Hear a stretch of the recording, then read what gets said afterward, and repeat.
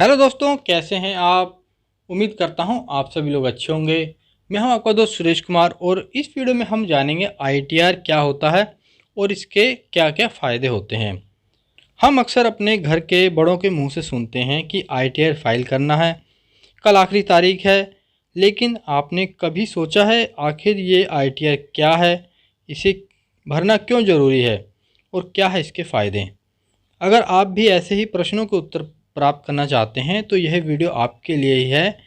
आप इस वीडियो के माध्यम से जान पाएंगे कि आईटीआर क्या है और समय से आईटीआर फाइल करना क्यों ज़रूरी है। आईटीआर यानी इनकम टैक्स रिटर्न एक फॉर्म है जिसका इस्तेमाल टैक्स देने वाले लोग इंडियन इनकम टैक्स डिपार्टमेंट को अपनी इनकम और संपत्ति की रिपोर्ट करने के लिए करते हैं। इसमें टैक्स देने वाले लोगों के पर्सनल और फाइनेंशियल डाटा से संबंधित विवरण होता है। आईटीआर ज़्यादातर इलेक्ट्रॉनिक मोड में भरा जाता है, लेकिन वरिष्ठ नागरिकों के लिए इसे मैनुअल रूप से भी दाखिल करने का विकल्प मौजूद है। वरिष्ठ नागरिक वह होते हैं जिनकी एज 60 साल या 60 साल से अधिक होती है। करदाता एक व्यक्ति, आर्टिफिशियल न्यायिक व्यक्ति, फर्म, ट्रस्ट, कंपनी या एक समाज हो सकता है। इनकम टैक्स रिटर्न भरते समय व्यक्ति को कोई भी डॉक्यूमेंट अटैच नहीं करना पड़ता। प्रक्रिया तब पूरी होती है जब करदाता द्वारा आईटीआर को आधार, मोबाइल नंबर या इंटरनेट बैंकिंग का उपयोग करके ओटीपी के माध्यम से ई वेरीफाई कर दिया जाता है। अब जानते हैं कौन कर सकता है फाइल। इनकम टैक्स लॉ के अनुसार कुछ कैटेगरी बनाई गई हैं जिसके तहत आने वाले सभी करदाताओं को एक निहित समय के अंदर टैक्स भरना होता है। कुछ लोग टैक्स के दायरे के बाहर हैं। नंबर 1, यदि कोई व्यक्ति 60 वर्षों से कम आयु का है और उसकी साल की इनकम 2.5 लाख रुपए से कम है तो कोई टैक्स नहीं देना होगा। इससे लिमिट से अधिक वाले व्यक्ति को आईटीआर फाइल करना होगा। यदि 2.5 लाख रुपए से अधिक इनकम है तो उसे आईटीआर फाइल करना होगा। यदि कोई व्यक्ति 60 साल से अधिक है और 80 साल से कम आयु है और सालाना इनकम 3 लाख है तो भी व्यक्ति को टैक्स के दायरे से बाहर रखा गया है। इसके साथ ही यदि कोई व्यक्ति 80 वर्ष से अधिक का है और उसकी सालाना इनकम 5 लाख रुपए है तो उसे भी टैक्स के दायरे से बाहर रखा जाएगा। अब जानते हैं किन लोगों को आईटीआर भरना आवश्यक होता है। नंबर 1, यदि किसी व्यक्ति की इनकम तय लिमिट के अनुसार है लेकिन एक या अधिक चालू खाते में 1 करोड़ रुपए से अधिक की राशि या कुल जमा राशि करता है तो उसे आईटीआर के दायरे में रखा जाएगा। मान लीजिए आपकी इनकम 2.5 लाख रुपए से भी कम है, लेकिन फिर भी आपको आईटीआर भरना होगा। यदि आपके बैंक अकाउंट में 1 करोड़ रुपए की राशि है तो आपको आईटीआर भरना आवश्यक होगा। हर कंपनी और फर्म, चाहे उसे नुकसान हो या मुनाफा हो, उसे आईटीआर फाइल करना ही होगा। यदि कोई व्यक्ति विदेश यात्रा में 2 लाख रुपए से अधिक का खर्च करता है तो उसे भी आईटीआर के दायरे में रखा होगा। यदि आपने किसी फाइनेंशियल ईयर में एक साल के अंदर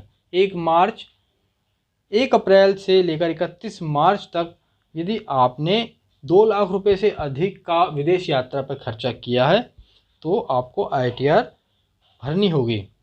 अगर किसी व्यक्ति की बिजली की खपत 1 लाख रुपए से अधिक है तो वह भी आईटीआर भरने के लिए बाध्य है। आपका एक साल में बिजली का बिल 1 लाख रुपए तक आता है या आपने एक साल के अंदर 1 लाख रुपए तक का बिजली का बिल भरा है तो भी आपको आईटीआर के दायरे में रखा गया है, आपको आईटीआर भरनी होगी। आईटीआर हर फाइनेंशियल ईयर में 1 अप्रैल से 31 मार्च के बीच में भरी जाती है। अब जानते हैं आईटीआर क्यों फाइल करनी चाहिए।